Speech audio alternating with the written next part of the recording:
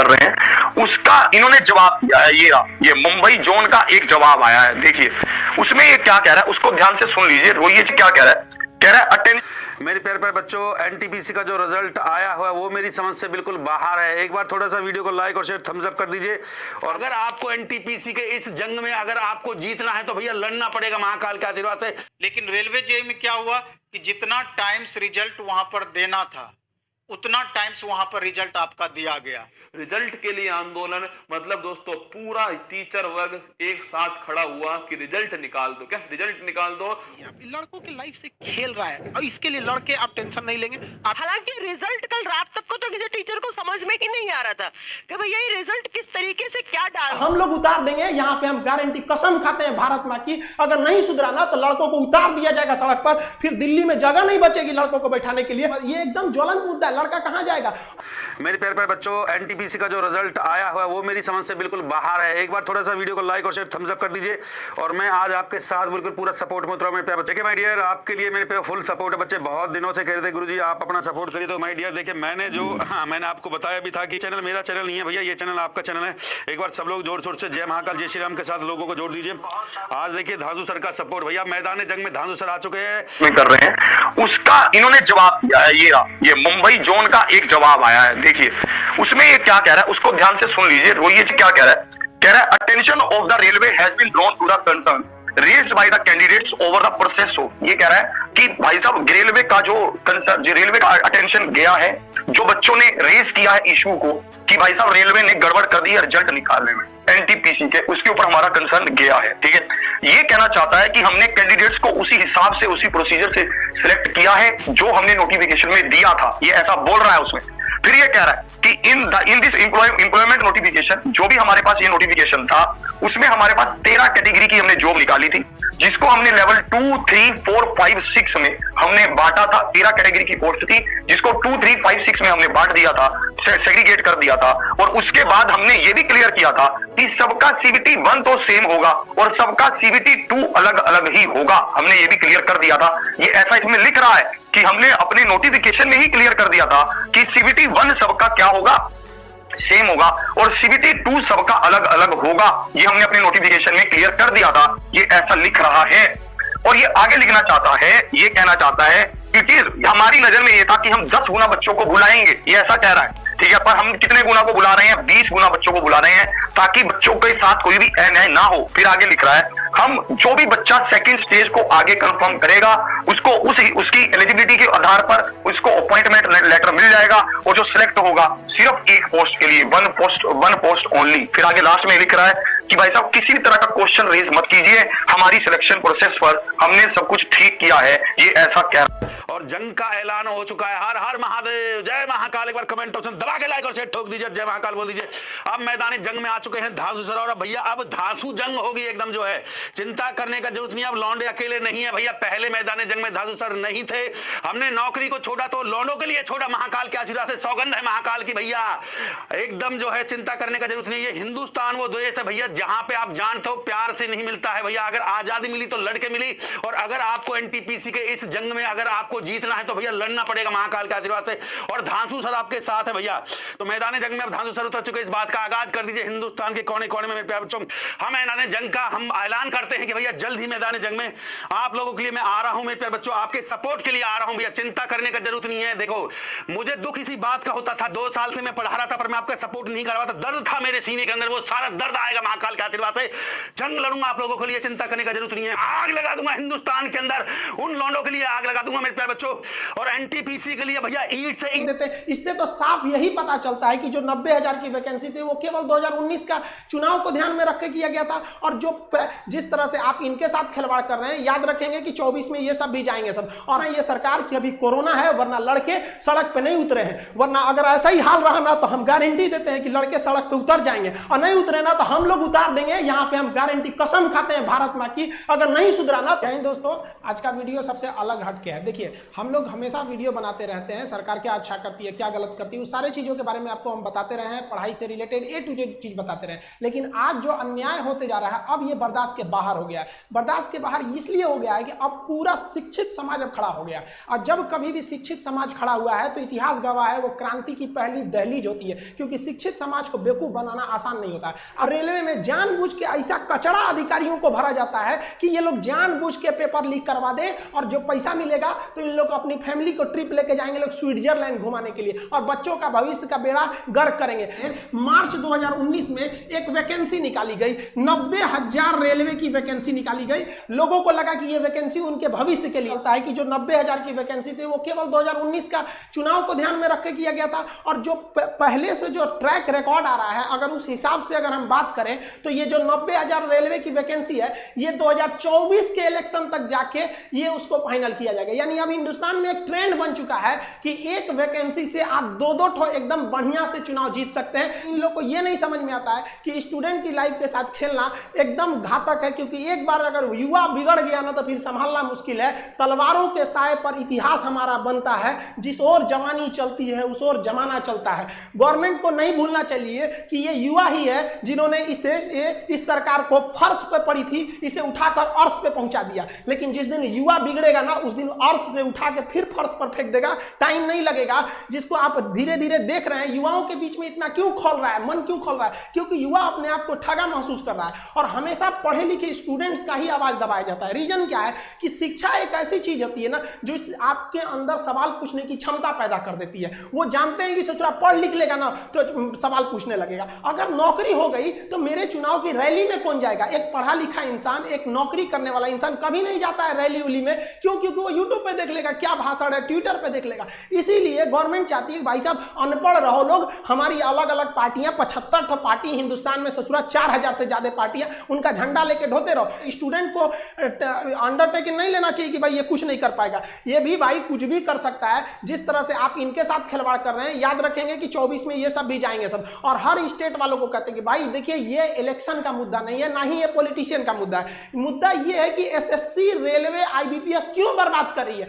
हम लोग गवर्नमेंट को केवल इसीलिए टारगेट कर रहे हैं क्योंकि ये संस्थाएं गवर्नमेंट के अंडर में काम करती है। वरना हम लोग को राजनीति से क्या मतलब है? टीचर अपने राजनीति से दूर रहता है, कोई इसमें भाग नहीं लेता है। लेकिन आज बताइए कौन सा टीचर बगावत करने के लिए नहीं उतरा है? अब टीचर उतरेगा तो स्टूडेंट उतर जाएगा। हम लोग के लिए सबसे बड़ा चीज होता है स्टूडेंट। पहले हमारे लिए स्टूडेंट है, उसके बाद कुछ चीजें होते हैं, और स्टूडेंट के लिए खड़ा होना पड़ेगा। हम स्टूडेंट, हमारे पास मैसेज पे मैसेज आ रहा है कि सर आप भी कुछ करिए। एक्चुअली क्या था कि हम अनाथ आश्रम को लेकर थोड़ा सा बिजी थे, हम घर पे नहीं थे। आप लोग भी देखेंगे स्टूडियो हम घर पे नहीं बना रहे हैं, बाहर से बना रहे हैं। थोड़ा अनाथ आश्रम में कुछ प्रॉब्लम आए, वहां आए लड़कों को देखे। हम टीचर्स को भी बहुत बहुत धन्यवाद देते हैं। हर जगह के राज्यों को कहते हैं आप आगे बढ़िए, आपका विरोध करता है। आज तक आप इतिहास उठा के देखिए, किसी भी टीचर का आप वीडियो उठा के देखिए, उसके प्लेलिस्ट में जाइए, 2 साल 3 साल पुराना वीडियो देखिए, वो कभी नहीं कहेगा कि गवर्नमेंट खराब है। वो पढ़ाई से रिलेटेड बात करेगा, जहां आप अच्छे हैं अच्छा कहेगा, जहां आपकी नीतियां गलत है गलत कहेगा। चाहे किसी भी टीचर का देखिए, टीचर कभी राजनीति नहीं करता। लेकिन आज मजबूर कर दिया गया, मजबूर किया गया कि आप खड़े होइए। और शुक्र मनाइए सरकार की अभी कोरोना है, वरना लड़के सड़क पे नहीं उतरे हैं। वरना अगर ऐसा ही हाल रहा ना तो हम गारंटी देते हैं कि लड़के सड़क पे उतर जाएंगे, और नहीं उतरे ना तो हम लोग उतार देंगे। यहाँ पे हम गारंटी, कसम खाते हैं भारत माँ की, अगर नहीं सुधरा ना तो लड़कों को उतार दिया जाएगा सड़क पर। फिर दिल्ली में जगह नहीं बचेगी लड़कों को बैठाने के लिए। दिल्ली का क्षेत्रफल उतना नहीं है जितना भारत के युवाओं हैं, उतना भर जाएंगे ना, फिर जगह नहीं बचेगी। फिर एक क्रांति आ जाएगी यहाँ पर, जिसे इतिहास में लिखा जाएगा कि एक ऐसी क्रांति थी जो भारत के युवाओं ने अपने भविष्य के लिए लिखा था। मत खेलिए, मत ललकारिए युवाओं को, वरना ये एक दिन युवा उत्पाद ये इसका सर घुमा ना तो ये अपनी हद नहीं देखता है, दुश्मन का सरहद पार कर देता है यहाँ पर। इसको प्लीज हम हाथ जोड़ के कहते हैं, इसको जल्दी से जल्दी निपटारा कीजिए। ऐसे समझ, ये एकदम ज्वलंत मुद्दा है। लड़का कहाँ जाएगा? और कोरोना के बीच में तो सबके मन में एक भावना पैदा कर दिया है कि कोरोना जैसे आपातकाल में एक घर में एक सरकारी नौकरी का होना जरूरी था। इसलिए लड़का तैयारी कर रहा है कि प्राइवेट वालों का जॉब चला गया, जिनकी सरकारी थी कम से कम कुछ तो मिल रहा था वहां पर। आप खिलवाड़ किए जा रहे हैं एसएससी, रेलवे। ये कि आप किसी भी टीचर को देखिए, कोई टीचर चुप नहीं होगा। आप भले कुछ भी कहिए, एंटी नेशनल कह दीजिए, कुछ भी कह दीजिए, हम लोग को नक्सलाइट कह दीजिए, कोई दिक्कत नहीं है। आप लड़कों को रोजगार दीजिए, और रोजगार मांगेंगे, ये हमारा अधिकार है। अगर अधिकार मांगना बगावत है तो समझो कि हम बागी हैं। आप समझिए, हर टीचर कोई मजबूरी में आया है, कोई टीचर को शौक नहीं लगाता है कि गला फाड़े, उसको पढ़ाने से फुर्सत नहीं मिला रहता है। हम सारे स्टूडेंट को कहते हैं आप जो भी कमेंट करें, जो भी हैशटैग चलाएं, उसमें दो चीजों का ध्यान दें। कहीं भी हिंसा को बढ़ावा देने वाला काम न करें और अभद्र भाषा का प्रयोग न करें, क्योंकि अगर इस तरह का प्रयोग करेंगे तो फिर सरकार को एक बहाना मिलेगा आपके इस आंदोलन को कुचलने का। आप एकदम अहिंसक रूप से, एकदम सभ्य तरीके से अपना विरोध दिखाएंगे और हम ये उम्मीद करते हैं कि ये गांधी का देश है, एक दिन हम जरूर जीतेंगे। रात कितनी भी बड़ी क्यों ना हो, सुबह होने से नहीं रोक सकती है। सफलता एक दिन में भले ना मिले, लेकिन एक दिन तो जरूर मिलेगी और ये विद्यार्थी अपना इतिहास अपनी हाथों से लिखेंगे। ये वादा है, अगर विद्यार्थी एक साथ जुटे तो सरकार को झुकना ही पड़ेगा। मिलेंगे नेक्स्ट वीडियो में, तब तक के लिए जय हिंद। ईंट बजा दूंगा भैया, आप क्रांति होगी, आप होगी क्रांति। दबा के लाइक और शेयर, ठग महाकाल का आशीर्वाद। जब CBT 2 में फिर अलग अलग लेवल में बच्चों को बैठाएंगे ही, तो इससे बेनिफिट क्या हुआ और उससे घाटा क्या था कि जैसे पहले जो एग्जाम जिस तरीके से कंडक्ट होती थी कि आपका ओवरऑल रिजल्ट दे दिया जाता था और उसके बाद पोस्ट ऑफ प्रेफरेंस पहले से आपका दिया हुआ रहता था, तो जैसा मार्क्स आपका आता था उसके हिसाब से आपका पोस्ट होल्ड होता था, आपको पोस्ट मिलता था। इसमें परेशानी कहाँ पर थी?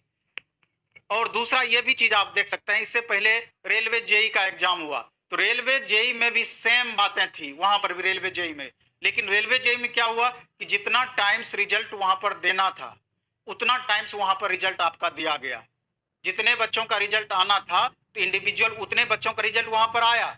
लेकिन वहां पर भी हुआ कि शुरू में ही ये बता दिया गया कि आप 2 पोस्ट के लिए क्वालिफाई किए हैं CBT 1 के वक्त ही, आप 3 पोस्ट के लिए क्वालिफाई किए हैं, आप 5 पोस्ट के लिए क्वालिफाई किए हैं। और जब जेई में भी CBT 2 का एग्जाम हुआ तो आपका CBT 2 में रेलवे जेई में जितना मार्क्स आया, चाहे मैक्सिमम मार्क्स ही आपको क्यों नहीं आ गया, जिस 2 पोस्ट के लिए आपको CBT 1 के वक्त क्वालिफाई किया गया था उसी में आपका फाइनल सिलेक्शन हुआ। तो बातें तो वही हुई, यहाँ आपने नया प्रयोग कर दिया कि शुरू में ही आपने लेवल बाय लेवल रिजल्ट देख करके बच्चों को गुमराह किया। आपने मैक्सिमम बच्चों का रिजल्ट नहीं हो पाया और मैक्सिमम बच्चे इसके शिकार हुए। तो खैर ये जो भी बातें हुई तो हम आगे देखेंगे कि हमारे तरफ से, हमारे टीचर लोगों के एंड से क्या इसके लिए कोशिश हो सकती है और उस कोशिश का क्या परिणाम निकल करके सामने आ सकता है।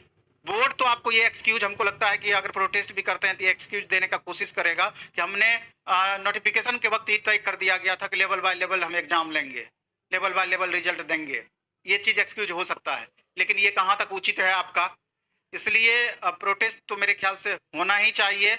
और चूंकि अभी 5 स्टेट में इलेक्शन है, अगर आप जम करके सारे बच्चों का साथ मिला और सारे टीचरों में एकजुटता रही तो निसंदेह जिस तरीके से पिछले प्रोटेस्ट का आपको रिजल्ट देखने को मिला था, अच्छे परिणाम देखने को मिला था, तो इसका भी अच्छे परिणाम देखने को आपको मिल सकता है। एनटीपीसी का जो रिजल्ट है वो मेरी समझ में तो नहीं आया दोस्तों, मतलब कहा कुछ और, रिजल्ट कुछ और है। कट ऑफ तो आप सोचिए आसमान पर, क्या कट ऑफ तो आसमान पर है।